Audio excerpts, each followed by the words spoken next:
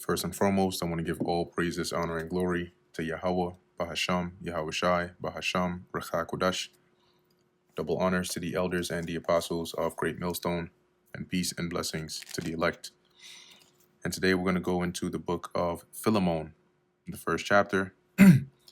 And before going into it, I have here, this is from the Bridgeway Bible commentary, just a bit of a background on Philemon.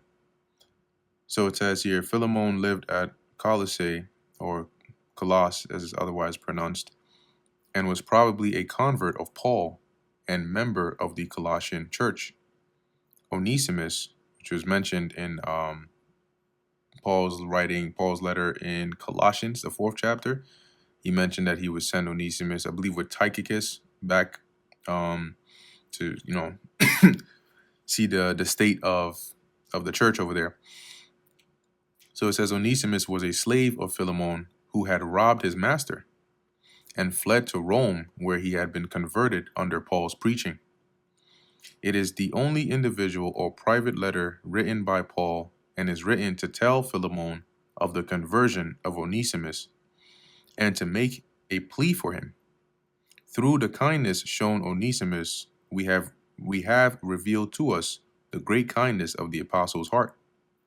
He speaks to Philemon not as an apostle in authority, but as a friend to a friend, thereby showing his great courtesy. The letter is of inestimable value as showing the power of the gospel to win and transform a poor slave and to soften the harsh relations between the different classes of ancient society.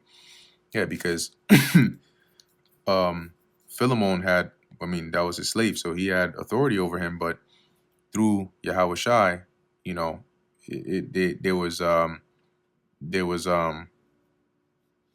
balance there. Yes, Onesimus would still have to serve Philemon, but there's a way in which you would treat your servant, knowing that that's your fellow brother in Yahweh Shai. So this is Philemon chapter 1, verse 1. Paul, a prisoner. Now keep in mind, Paul is at this point still in Rome, right, as a under house arrest, and he, as we call it, and he's writing these letters, right? Ephesians, what's that? Philippians, Colossians, and then also Philemon here. So Paul, a prisoner of Yahweh Shai HaMashiach, and Timothy, our brother, on to Philemon. And that's interesting because, you have a prisoner of the Lord, right? In the sense of, you are subject, you're a servant, right? You're bound by Yahweh Shai to serve him, but also at the same time, he was a prisoner for the sake of Yahweh Shai. Okay, which is interesting because, in fact, let me just do a quick check here. This came to mind, but let's see if we take a look at Ephesians, the 1st chapter. Okay, so here he says an apostle. All right. Just curious over there. So it says here, on to Philemon, our dearly beloved and fellow laborer, because Philemon was a believer, and to our beloved Aphia and Archippus, our fellow soldier, and to the church in thy house. Grace to you and peace from God our Father and the Lord Yahweh Shai HaMashiach. So, based on verse 2, Philemon would have likely had a house or a gathering at a church or a gathering at his house.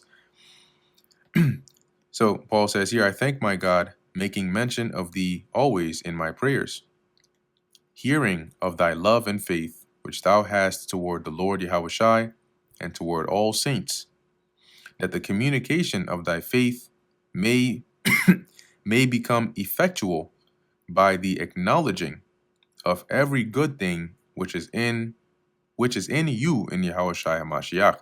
Let's go into that word communication. Sometimes it means to be partaker of, right?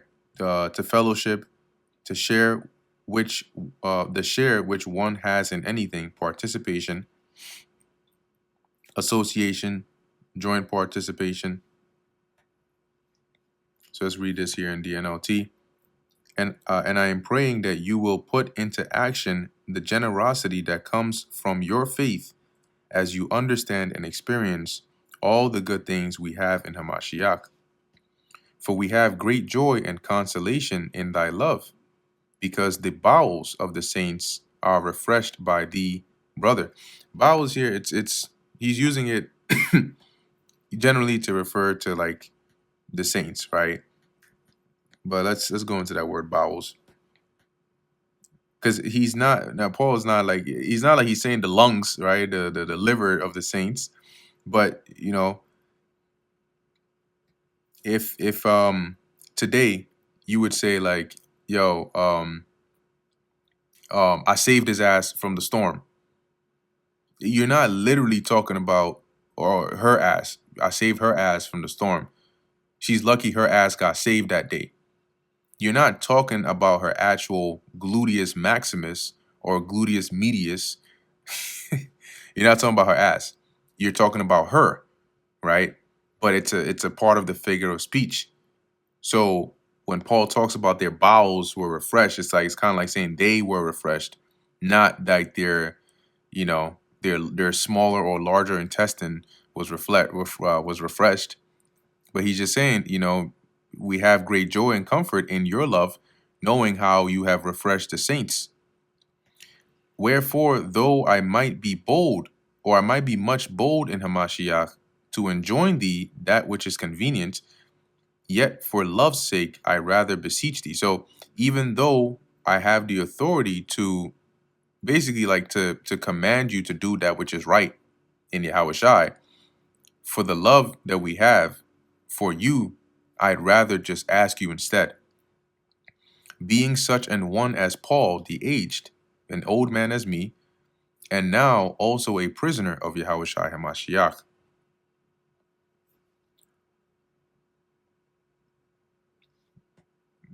Okay, I'm gonna let this load up real quick. We're not gonna let it load up, okay? Let's try that one more time. See, Blue Letter been acting up low lately. I'm gonna read it. I'll read the NLT here from my actual phone. And okay, so this is Philemon Chapter 1, verse 8. And it reads here, yeah, that is why I am boldly asking a favor of you. I could demand it in the name of Hamashiach because it is the right thing for you to do. But, verse 9, but because of our love, I prefer simply to ask you. Consider this a request from me, Paul, an old man, and now also a prisoner for the sake of Yahushai HaMashiach. Verse 10, I beseech thee for my son Onesimus, whom I have begotten in my bonds. Using metaphorical speech here, Onesimus is not the actual child of Paul, but his son in the faith, meaning he taught Onesimus, taught him, converted him. So he's likened onto his spiritual son, whom he begot, right? Like he birthed into faith by teaching him while Paul was in his bonds, while he was, there hostage, or not hostage, but prisoner at Rome, which in time past was to thee unprofitable, but now profitable to thee and to me. So in the past, he was, he might have been unprofitable or useless to you, right? By, harming you and doing what he did and running away. But now, having been converted and being a brother and a fellow servant in the faith that we all share, he is profitable to me and also to you, whom I have sent again. Remember, Philemon is in Colossus. That's also where Onesimus is from. He was a servant, whom I have sent again. Thou therefore receive him, that is mine own bowels. Okay, that's verse 12. NLT, it says, I am sending him back to you, and with him comes my own heart. Verse 13, whom I would have retained with me, that in thy stead he might have ministered unto me in the bonds of the gospel. So he's saying here that, I really wanted to keep him here with me, right? And then instead of serving you, he would have been able to serve or minister unto me while I am here in prison, right, on your behalf. But without thy mind, I would do nothing. So he's saying, I didn't want to do anything without your consent, that thy benefit should not be as it were of necessity. Your benefit, meaning the benefit I would gain from you by using your servant, I don't want that to be done out of necessity, but willingly. I don't want you to have to do it because you have no other option, right? Like it's out of your power, but rather that you were willing to do it. So that's why I didn't do that. For perhaps he therefore departed for a season, that thou shouldest receive him forever. See, so peradventure the Lord had him depart, run away from you for that period of time, and come to Rome, where I met him, or he met me, and I taught him and brought him up in this faith, so that you can receive him forever as a brother converted, not now a servant, but above a servant, a brother beloved. So now got to treat him like a brother, especially to me, but how much more unto thee, both in the flesh and in the Lord? See? So how much more beneficial is he going to be to you now, both in the flesh and in the Lord? Because he's a servant, he's reconciled back onto you, knowing, the right thing to do in the gospel, he'll serve you, right? But also he's a brother. So now you've gained the benefit of both. A servant that before was an unbeliever, was without, stole from you, but now you have the benefit of him being a believer now, but also, you got to treat him like a brother. So that in verse 16 it says in the NLT, he is no longer like a slave to you. He is more than a slave, for he is a beloved brother, especially to me. Now he will mean much more to you, both as a man and as a brother in the Lord. Verse 17, if thou count me therefore a partner, receive him as thyself. So if you can, NLT, so if you consider me your partner, welcome him as you would welcome me. If he hath wronged thee, or oweth thee aught, if he owes you anything, put that on mine account. You put it on my tab. You charge me. I, Paul, have written it with mine own hand. I will repay it, albeit I do not say to thee how thou owest unto me, even thine own self besides. So he said here, I, Paul, in the NLT, I write this with mine own hand. I will repay it, whatever it is he owes you. And I won't mention that you owe me your very soul. He's saying that having been haven't taught him, right? Like I'm an apostle that has taught you. My labor has brought you in here. Had I not done this, what would have become of you? Now, even if Paul was not the one that was, because it says he hadn't physically been there to those churches, but by his preaching, because he was the one who took the word over there, right, to Asia Minor. Verse 20, yea, brother, let me have joy in thee, of thee in the Lord, refresh my bowels in the Lord. In the sense of doing, just do me this favor. Okay, verse 20 in the NLT. Yes, my brother, please do me this favor for the Lord's sake. Give me this encouragement in Hamashiach.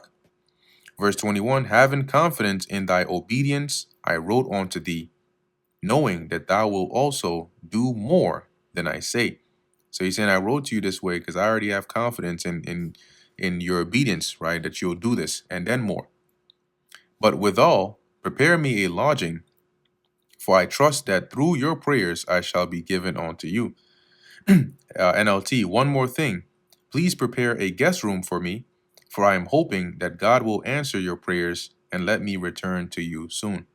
So Paul was planning, which he did end up being free from that 2 year he was released, but eventually, they got him back again, and that's when he was gone, right? Eventually, he was put to death.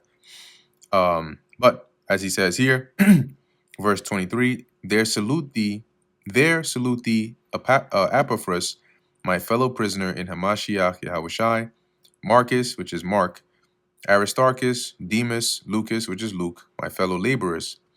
The grace of our Lord Yahushai Hamashiach be with your spirit. Amen. And that is the end of the book of Philemon, the first chapter, and the end of the entirety of the book of Philemon. Lord willing, that was edifying to the elect.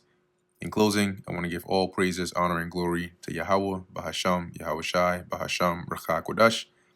And until next time, Shalom.